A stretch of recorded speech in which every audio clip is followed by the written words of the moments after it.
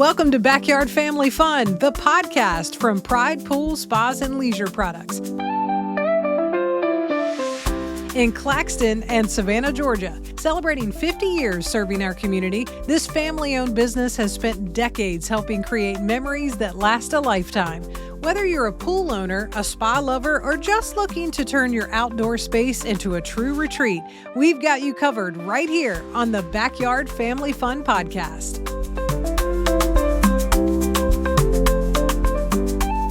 And as a crazy awesome deal for our Backyard Family Fun podcast fans, you get 10% off anything inside either location in Claxton and Savannah, excluding pools, hot tubs, or saunas when you mention the podcast. That's all you have to do. Go and visit the Claxton or Savannah Pride Pools, mention the podcast, and get 10% off. Now that's a reason to celebrate.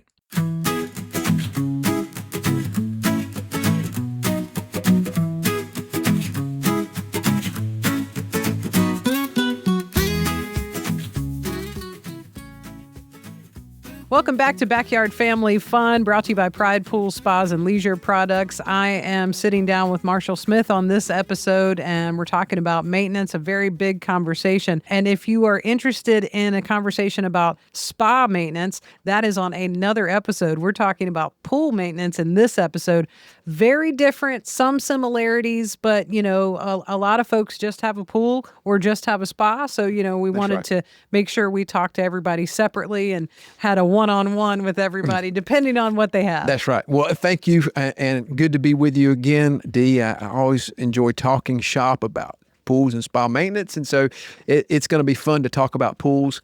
And I think based on how you started off is that, the difference between the two is, size of the body of water. One's hot water, one's, warm water or maybe cold water, depending on who the homeowner is. So either way, very important for maintenance for both of those bodies of water. So I'm excited to talk about that and look forward to taking any questions or whatever, or maybe some FAQs when it comes to that. Mm-hmm. Yeah, absolutely. And we do have some great questions that people have asked specifically about pool maintenance. I think one of the big questions that I see a lot is people saying, do you suggest we take on the maintenance ourselves as a pool owner, or should we have someone come and do it? Great question. I would tell you, based on anything that we offer, is all of the above. You can check all the boxes. In other words, it can be a DIY. It can be Pride Pools and Spas coming out and helping you maintain that swimming pool. But I would tell you that pool ownership can be multifaceted. In other words, you may decide that you want to take care of it yourself, and along with certain things that help you keep that body of water healthy, you can do it yourself. With automation, it has made it easier for pool ownership. So we tell folks all the time that we're confident we can teach you how to DIY it. Otherwise, we offer that service as well, once a week, once every 2 weeks, once a month, whatever that they desire for us to do. But we can bring, the knowledge of pool ownership in the DIY side of it. But when it comes to us taking care of the pool itself, we can do it as well. Yeah. I see a lot of people come in the stores at both locations when we're sitting here having these great conversations to bring in water samples. And, when you're talking about maintenance, I would imagine that's one of the first things you're looking at is, how do I know that the water chemistry is off? That's right. Great point. Great question. Water chemistry obviously is paramount in keeping the body of water healthy, right? And so people feel comfortable swimming in that body of water. We talk about maintenance. We talk about water samples. We talk about the water chemistry that goes along with that once that sample has been analyzed. I would tell you that as important as the water chemistry is, what's even more important is circulation and filtration. And that is what we believe and know to be the most important. If you're turning that body of water over and filtering it as you're turning that water over, the water chemistry becomes, for lack of a better term, second fiddle, but also still a key component of proper maintenance and proper water care. Yeah, that makes sense. And, it there's so many moving parts. And so I think that's one of the things where, you're looking at, as a pool owner, you're looking at it and you're saying, okay, is the chemistry right? Is the filter doing what it's supposed to be doing? Sure. What kind of maintenance checklist do I need? So I can sort of see where that could be a little overwhelming.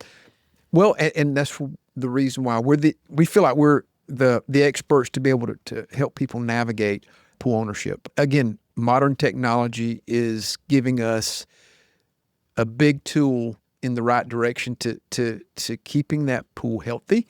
So the automation piece is in place. Our product knowledge of what to do, when to do it, how often to do it, we provide that information, whether we're coming out and doing the maintenance ourselves or if we're teaching you how to maintain it. But back to the comment you made about the moving parts, and I'll say this to that, that there are moving parts that are important, but I would say that we like to think they're captioned, they're pieces that are three segments. You've got water chemistry, you've got automation, and then you've got what I like to call is maintenance, which is the cleaning side of it. So if you've got all three of these pieces, kind of like we were talking about in the spa segment about the important piece of certain devices like the CoverMate for spa, automatic pool cleaner for a pool, highly recommend. Wouldn't have anyone own a pool without it. I wouldn't own a pool without an automatic pool cleaner. So going into certain pieces that are important to pool ownership, that's one of the smartest investments a homeowner will make when it comes time to have pool ownership. So yeah, there's I like to see three different pockets that are required for good, happy pool ownership. And the water chemistry is one of them, automation, and then cleaning. So yeah, and we teach you how to do it. It's simple. It really is. And so pool ownership can be fun. And, if you, again, as we speak about in other segments, anything worth owning takes a little bit of time, investment in that, right? So that makes there sense. you go. Yeah, it makes a lot of sense. Can we talk a little bit about the filtration system with the pool? Is there a particular kind of filtration system that you say, hands down, I feel like this is the best? Wonderful question. And the answer to that is yes. Well, I tell you what, let's do this. Let's talk about the types of typical pool filtration systems. And first and foremost, there's cartridge filters. There are DE filters, diatomaceous earth, which is DE, short for DE. DE is short for diatomaceous earth, excuse me. And then you've got a sand filtration system. In Southeast Georgia, for the past 50 years, 95% of all pools that we build or have maintained have sand filtration systems on them.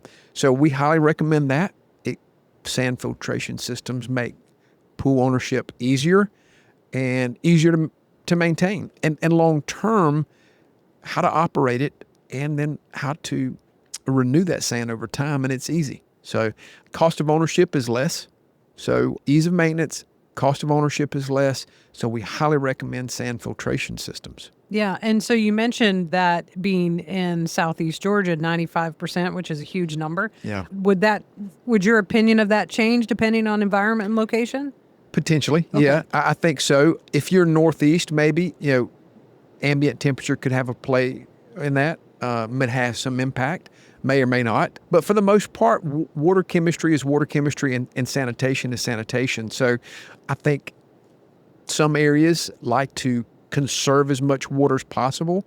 And so you may end up using a cartridge filter system maybe. But for the most part, sand filtration system in pretty much any environment is best suited.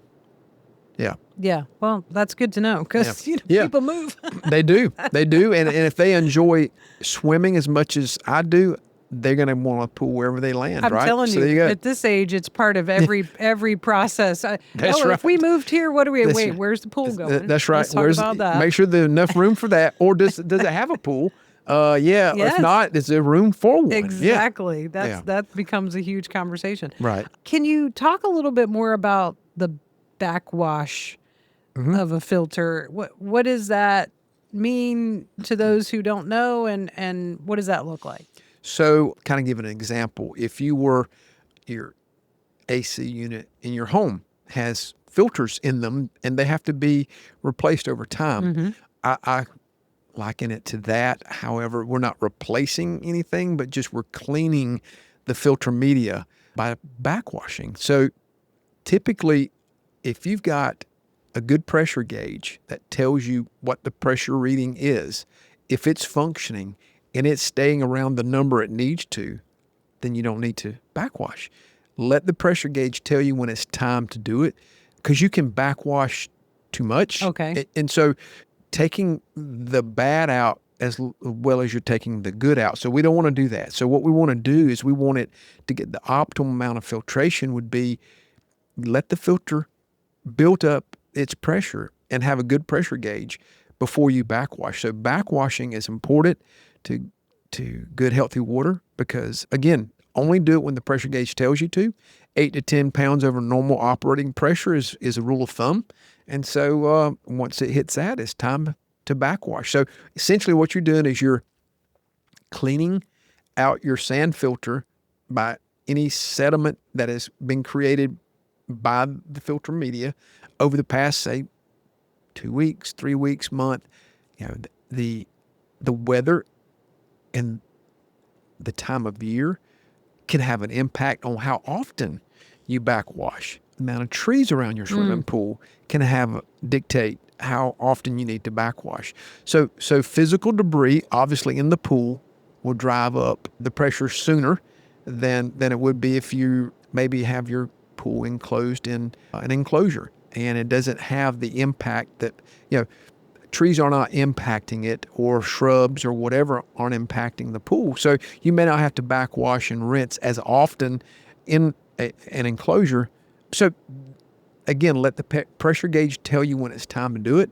We kind of make sure consumers understand, don't over backwash, because you're taking water out of the pool and you're taking the good out with the bad when you do it. So only do it when it's necessary.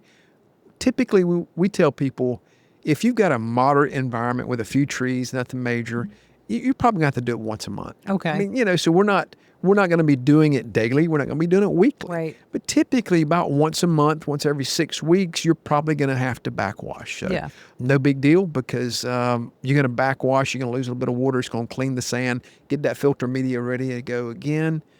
Every 3 to 5 years, you want to replace that filter media too, by the way, because if it's sand, as water passes over it, it's going to lose some of its filtering properties. Right. Yeah. Yeah. So it's like anything else. Water runs over something, it will smooth it out.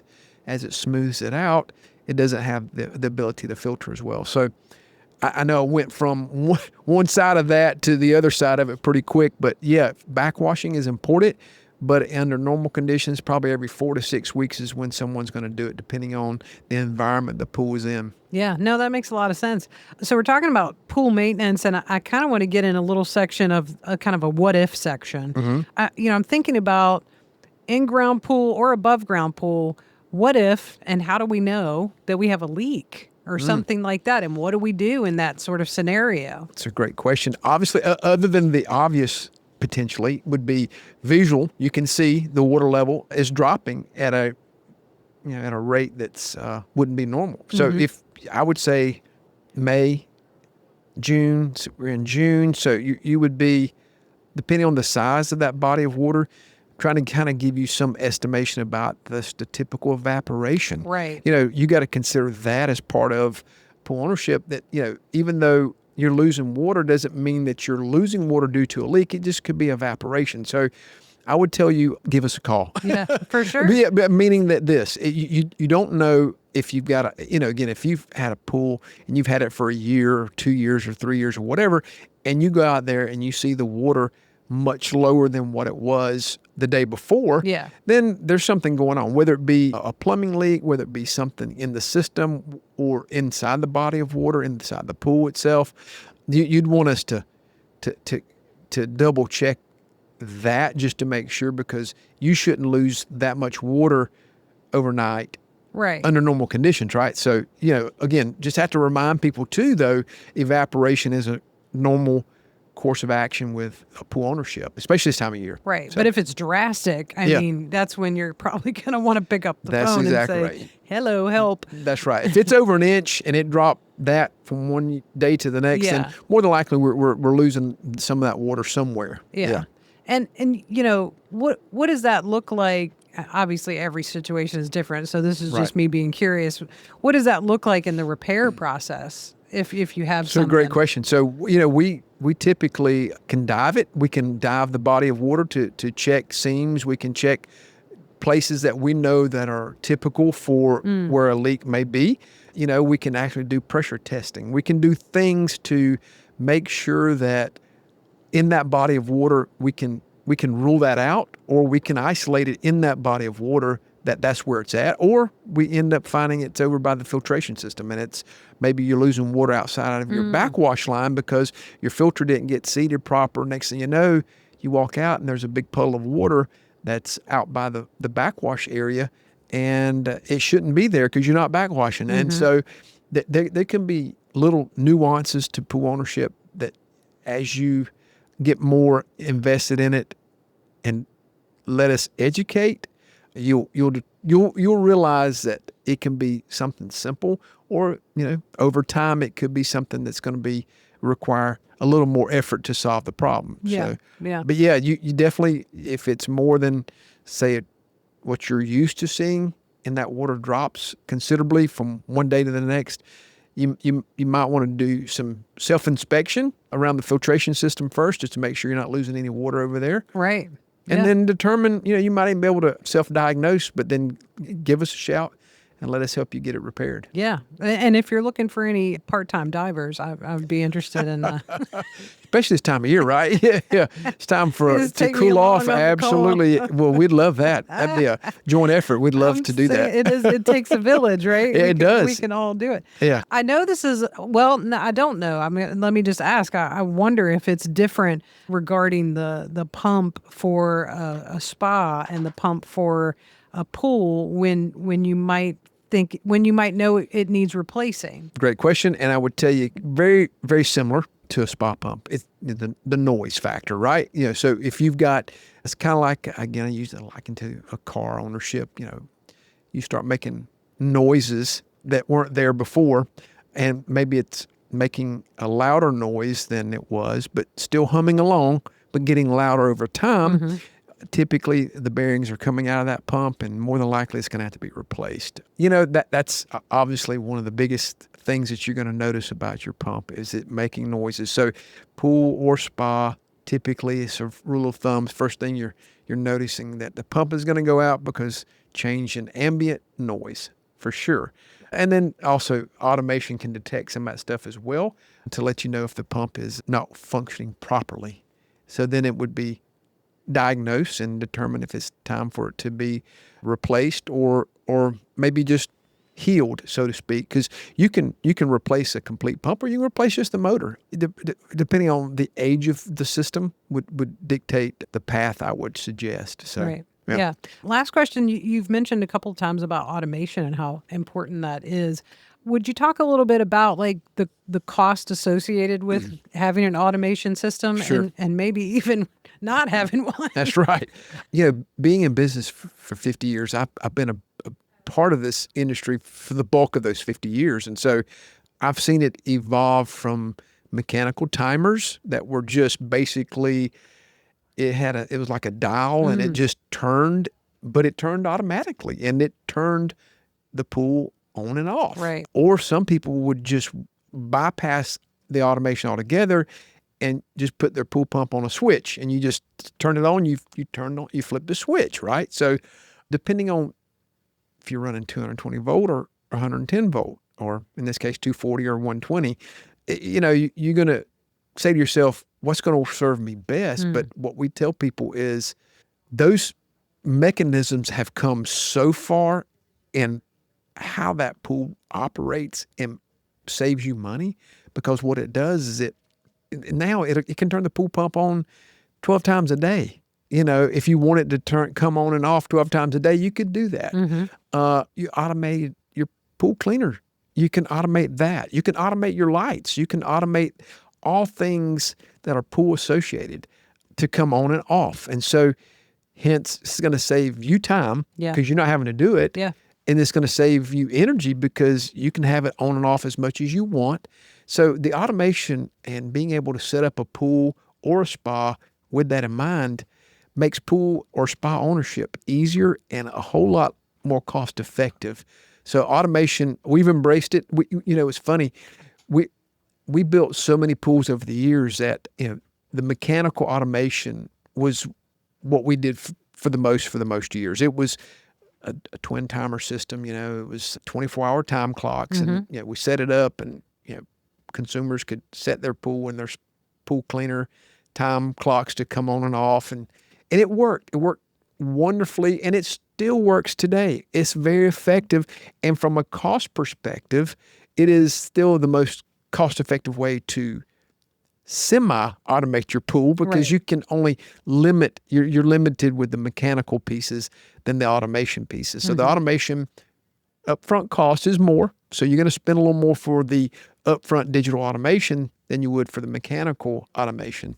But it comes with a lot more features and makes life a lot simpler too. So yeah, there's some cost association with the automation piece. But again, we now realize wouldn't have pool ownership without it. Mm-hmm. Yeah, for sure. Yeah, it totally makes sense. It makes me think about, you remember when we had cars where we actually had to turn around and look when we backed up. That's right. What camera? Yeah. It's just like everything. You think changed now we dramatically. Can go on an app on our phone and turn the lights on and off in our house when we're not in the state. There you go.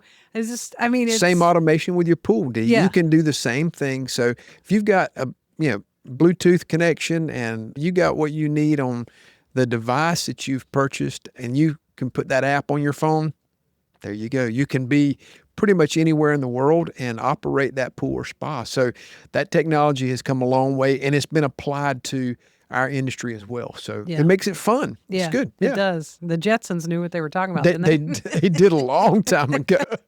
Crazy stuff. Well, make sure you click the links in the show notes of this episode to find more information on everything we've been talking about. And to get to either location in Savannah or Claxton, we're going to be back recording in Claxton soon.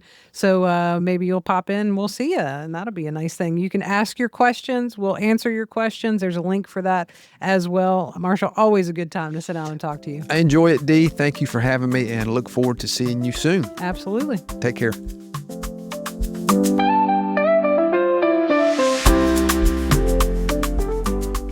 Let the celebrations continue. The team at Pride Pools is excited to give you a huge anniversary special. Actually, 3 of them. To celebrate 50 years all year long, you can get up to $10,000 in savings on 3 anniversary fiberglass pools. There are 3 sizes to choose from: the backyard size, the family size, and the fun size. How cool is that? So stop by the Claxton or Savannah locations of Pride Pools or go to pridepools.com for more information. Thanks for listening. Come by and meet your local pool and spa experts in Claxton on Highway 280 West or in Savannah on Gateway Boulevard South, or go to pridepools.com. If you love backyard family fun as much as we do, be sure to give us a rating and review and subscribe or follow on your favorite podcast platform so you never miss an episode. And if you have a question or topic you'd love for us to cover, drop us an email, info@pridepools.com, or tap the links for Facebook or Instagram in the show notes of this episode. We'd love to hear from you. Now let's go make a splash and have some backyard family fun. Pride Pools, spas